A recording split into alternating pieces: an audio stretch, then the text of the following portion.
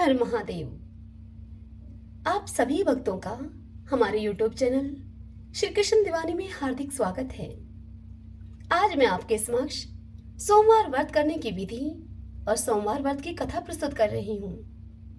आशा करती हूँ कि आपको यह कथा अवश्य पसंद आएगी। यदि ऐसा हो तो इस वीडियो को आप लाइक करें और कमेंट बॉक्स में हर हर महादेव लिखना मत भूलिएगा। तो आइए सुनते हैं सोमवार व्रत की कथा और जानते हैं सोमवार व्रत की विधि। सोमवार का व्रत साधारण रूप से दिन के तीसरे पहर तक होता है। व्रत में फलाहार या पारायण का कोई खास नियम तो होता नहीं है, किंतु यह आवश्यक है कि दिन रात में केवल एक ही समय भोजन करें। सोमवार के व्रत में शिवजी पार्वती जी का पूजन करना चाहिए। सोमवार के व्रत 3 प्रकार के होते हैं: साधारण सोमवार, सौम्य प्रदोष और 16 सोमवार। विधि तीनों की एक जैसी है। शिव पूजन के बाद कथा सुननी चाहिए। साधारण सोमवार, सौम्य प्रदोष व्रत और 16 सोमवार, इन तीनों की कथाएं अलग अलग हैं। तो आइए आज सुनते हैं हम सोमवार व्रत की कथा। सभी बोलिए शंकर भगवान की जय, माता पार्वती की जय, शंकर परिवार की जय। एक बहुत ही धनवान साहूकार था जिसके घर में अन्न धन आदि की किसी प्रकार की कोई कमी नहीं थी, परंतु उसको एक दुख था कि उसके कोई पुत्र नहीं था। वह साहूकार इसी चिंता में दिन रात रहा करता था। वह पुत्र की कामना के लिए प्रति सोमवार को शिवजी का व्रत किया करता और भगवान शंकर का पूजन किया करता था तथा सायंकाल को शिव मंदिर में जाकर शिवजी के श्री विग्रह के सामने दीपक जलाया करता था। उसके इस भक्ति भाव को देखकर एक समय श्री पार्वती जी ने भगवान शिवजी से कहा कि महाराज, यह साहूकार आपका अनन्य भक्त है और सदैव आपका व्रत और पूजन बड़ी ही श्रद्धा भाव के साथ करता है। इसकी मनोकामनाओं को आप पूर्ण कर दीजिए। तब शिवजी ने कहा कि हे पार्वती, यह संसार कर्म क्षेत्र है। जैसे किसान खेत में जैसा बीज बोता है वैसा ही फल काटता है, उसी तरह से इस संसार में जो जैसा कर्म करते हैं वैसा ही फल भोगते हैं। तब पार्वती जी ने भगवान शंकर से अत्यंत आग्रह के साथ कहा कि महाराज, जब यह आपका अनन्य भक्त है और इसको अगर किसी प्रकार का कोई दुख है तो आपको वह दुख अवश्य दूर करना चाहिए, क्योंकि आप तो सदैव अपने भक्तों पर दयालु होते हैं और उनके दुखों को दूर करते हैं आप। यदि आप ऐसा नहीं करेंगे तो मनुष्य आपकी सेवा तथा व्रत भला क्यों करेंगे। देवी पार्वती जी का यह आग्रह देखकर शिव जी महाराज उनसे कहने लगे कि हे पार्वती, इसके कोई पुत्र नहीं है। इसी चिंता में यह साहूकार दिन रात दुखी रहता है। इसके भाग्य में पुत्र न होने पर भी मैं इसको एक पुत्र की प्राप्ति का वरदान देता हूँ, परंतु यह पुत्र केवल 12 वर्ष तक जीवित रहेगा। इसके बाद वह मृत्यु को प्राप्त हो जाएगा। इससे अधिक मैं इसके लिए और कुछ नहीं कर सकता। भगवान शंकर और माता पार्वती की यह बातें वह साहूकार सुन रहा था। इससे उस साहूकार को न तो कोई प्रसन्नता हुई और न ही उसे कुछ दुख हुआ। वह पहले जैसा ही शिवजी महाराज जी का व्रत और पूजन को करता रहा। कुछ काल व्यतीत हो जाने पर साहूकार की स्त्री गर्भवती हुई और फिर 10वें महीने में साहूकार की स्त्री के गर्भ से एक अति ही सुंदर पुत्र की प्राप्ति हुई साहूकार को। साहूकार के घर में बहुत ही खुशियां मनाई गई, परंतु साहूकार ने उसकी आयु केवल 12 वर्ष की जानकर कोई अधिक प्रसन्नता प्रकट नहीं की और न ही किसी को यह भेद ही बताया। जब वह बालक 11 वर्ष का हो गया तो उस बालक की माता ने उसके पिता से उसके विवाह आदि के लिए कहा। तब वह साहूकार कहने लगा कि अभी मैं इसका विवाह नहीं करूंगा, अपने पुत्र को काशी जी पढ़ने के लिए भेजूंगा। फिर साहूकार ने अपने साले को बुलाकर उसको बहुत सा धन देकर कहा कि तुम इस बालक को काशी जी पढ़ने के लिए लेकर जाओ और रास्ते में जिस स्थान पर भी जाओ यज्ञ करते हुए ब्राह्मणों को भोजन कराते हुए जाना। फिर वे दोनों मामा भांजे यज्ञ करते और ब्राह्मणों को भोजन कराते हुए जा ही रहे थे कि रास्ते में एक शहर पड़ा। उस शहर के राजा की कन्या का विवाह था और दूसरे राजा का लड़का जो उस कन्या से विवाह कराने के लिए बारात लेकर आया था, वह राजकुमार एक आंख से काना था। उसके पिता को इस बात की बड़ी ही चिंता थी कि कहीं वर को देखकर कन्या के माता पिता विवाह में किसी प्रकार की अड़चन न पैदा कर दें। इस कारण जब उसने अति ही सुंदर सेठ के लड़के को देखा तो अपने मन में विचार किया कि क्यों न दरवाजे के समय इस लड़के से वर का काम चलाया जाए। ऐसा विचार करके वर के पिता ने उस लड़के के मामा से बात की तो उस लड़के के मामा राजी हो गए। फिर उस लड़के को वर के कपड़े पहनाकर घोड़ी पर चढ़ाकर दरवाजे पर लेकर गए और सब कार्य प्रसन्नता से पूर्ण हो गए। फिर वर के पिता ने सोचा कि यदि विवाह का कार्य भी इसी लड़के से करा लिया जाए तो क्या बुराई है। ऐसा विचार करके लड़के और उसके मामा से कहा उन्होंने कि यदि आप फेरों का और कन्यादान का काम भी इनसे करवा दें तो आपकी बड़ी कृपा होगी और मैं इसके बदले में आपको बहुत सा धन दूंगा। तो उन्होंने स्वीकार कर लिया और विवाह कार्य भी बहुत अच्छी तरह से संपन्न हो गया। परंतु जिस समय लड़का जाने लगा तो उसने राजकुमारी की चुनरी के पल्ले पर लिख दिया कि तेरा विवाह तो मेरे साथ हुआ है, परंतु जिस राजकुमार के साथ तुमको भेजेंगे वह एक आंख से काना है और मैं काशी जी पढ़ने के लिए जा रहा हूँ। उस साहूकार के लड़के के जाने के पश्चात उस राजकुमारी ने जब अपनी चुनरी के पल्ले पर यह लिखा हुआ पाया तो राजकुमार के साथ जाने से उसने इनकार कर दिया और कहा कि यह मेरा पति नहीं है, मेरा विवाह इसके साथ नहीं हुआ है। जिसके साथ मेरा विवाह हुआ है वह तो काशी जी पढ़ने के लिए गए हैं। राजकुमारी के माता पिता ने अपनी कन्या को विदा नहीं किया और बारात अब वापस चली गई। उधर सेठ का लड़का और उसका मामा काशी जी पहुंच गए। वहां जाकर उन्होंने यज्ञ करना और लड़के ने पढ़ना शुरू कर दिया। जब लड़के की आयु 12 साल की हो गई उस दिन उन्होंने यज्ञ रच रखा था। एकाएक ही लड़का कहने लगा कि मामा जी आज मेरी तबीयत कुछ ठीक नहीं है। तब उस लड़के के मामा ने कहा कि बेटा अंदर जाके तुम सो जाओ। लड़का अब अंदर जाकर सो गया और थोड़ी ही देर बाद उस लड़के के प्राण पखेरु उड़ गए। जब उसके मामा ने अंदर आकर देखा तब उसके मामा ने क्या देखा कि वह लड़का तो मुर्दा पड़ा था। यह देखकर उसके मामा को बड़ा ही दुख हुआ और उसने सोचा कि अगर मैं अभी से रोना पीटना मचा दूंगा तो यज्ञ का कार्य अधूरा ही रह जाएगा। अतः उसके मामा ने सब्र धारण करते हुए जल्दी से यज्ञ का कार्य समाप्त करके ब्राह्मणों के जाने के बाद रोना पीटना आरंभ कर दिया। संयोगवश उसी समय शिव पार्वती जी उधर से जा रहे थे। जब उन्होंने जोर जोर से रोने की आवाज सुनी तो पार्वती जी कहने लगी कि महाराज कोई दुखिया रो रहा है, इसके कष्ट आप दूर कीजिए। जब शिव पार्वती जी ने पास आकर देखा तो वहां पर एक लड़का मुर्दा पड़ा था। यह देखकर पार्वती जी भगवान शंकर से बोली कि महाराज यह तो उसी सेठ का लड़का है जो आपके वरदान से पैदा हुआ था। तब शिव जी कहने लगे कि हे पार्वती इसकी आयु इतनी ही थी सो यह भोग चुका है। तब पार्वती जी कहने लगी कि महाराज इस बालक को और आयु दो, नहीं तो इसके माता पिता तड़प तड़प कर मर जाएंगे। पार्वती जी के बार बार आग्रह करने पर शिव जी ने उस लड़के को जीवन वरदान दिया और शिवजी महाराज की कृपा से लड़का पुनः जीवित हो गया। शिव पार्वती जी अब कैलाश पर्वत पर चले गए।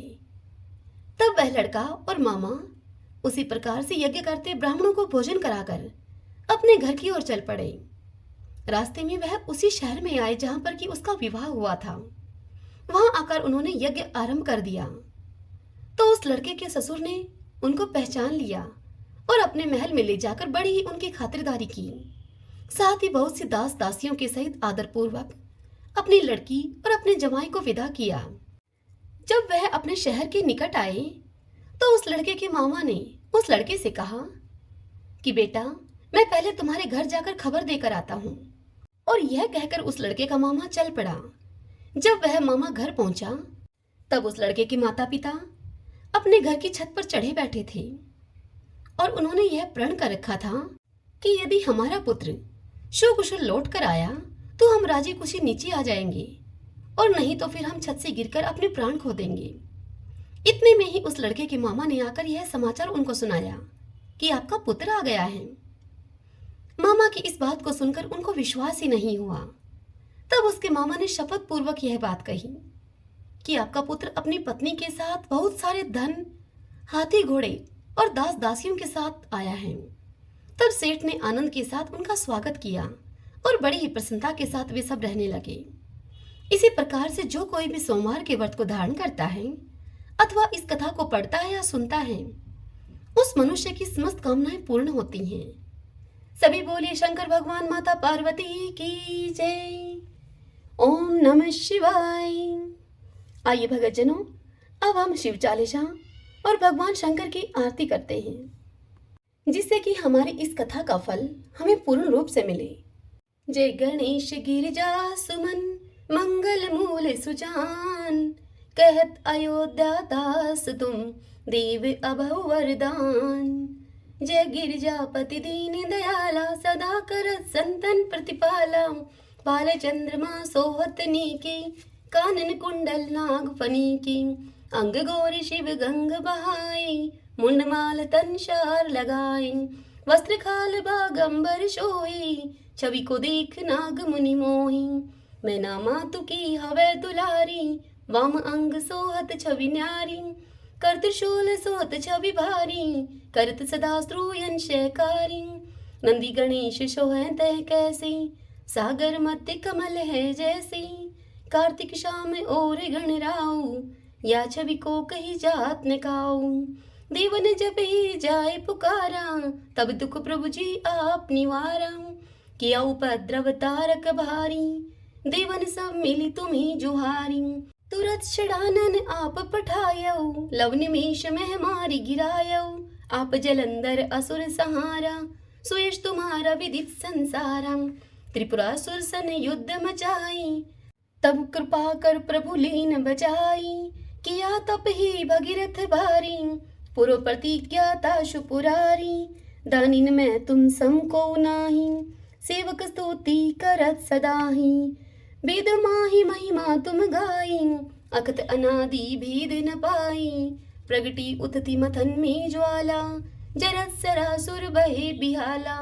किनि दया तय करी सहाय, नीलकंठ तब नाम कहाई।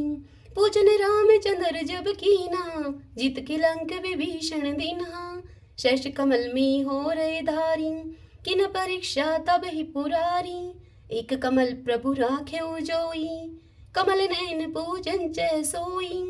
कठिन भक्ति देखी प्रभु शंकर, भय प्रसन्न ये इच्छित वर। जय जय जय अनंत अविनाशी, करत कृपा सबके घटवासी। दुष्ट सकल नित मोहि सतावई, भ्रमत रहो मोहि चैन न आवई। त्राहि त्राहि मैं नाथ पुकारो, यह अवसर मोहि आन उबारो। लै त्रिशूल स्त्रुवन को मारो, संकट से मोहि आन उबारो। माता पिता भ्राता सब कोई, संकट में पूछत नहीं कोई। स्वामी एक है आस तुम्हारी, आए हरो सब संकट भारी। धन निर्धन को देत सदाही, जो कोई जांचे सोई फल पाही। स्तुति के विधि कर तुम्हारी, शमुनाथ अब चूक हमारी। शंकर हो संकट के नाशन, मंगल कारण विघ्न विनाशन। योगी यति मुनि ध्यान लगावई, नारद शारद शीश नवावई। नमो नमो जय नमः शिवाय, सुर ब्रह्मादिक पार न पाई। जो ये पाठ करे मन लाई, ता पर होते हैं शंभु सहाय। ऋणिया जो कोई हो अधिकारी, पाठ कर सो पावन हारी। पुत्रहीन इच्छा कर जोई, निश्चय शिव प्रसाद ही होई। पंडित त्रयोदशी को लावे, ध्यान पूर्वक होम करावे। त्रयोदशी व्रत कर हमेशा, तन्नयता के रहे कलेशा। धूप दीप नैवेद्य चढ़ावे, शंकर सम्मुख पाठ सुनावे। जन्म जन्म के पाप नशावे, अंतवास शिवपुर में पावे। कहे अयुध दास आस तुम्हारी, जाने सकल दुख हर हो हमारी। नित्य नीम कर प्रात ही, पाठ करो चालीसा। तुम मेरी मनोकामना पूर्ण करो जगदीश। मंगसर छठी हेमंत ऋतु, संवत 64 जान। स्तुति चालीसा शिव ही, पूर्ण कीन कल्याण। जय शिव ओमकारा, प्रभु जय शिव ओमकारा। ब्रह्मा विष्णु सदा शिव, अर्धांगी धारा।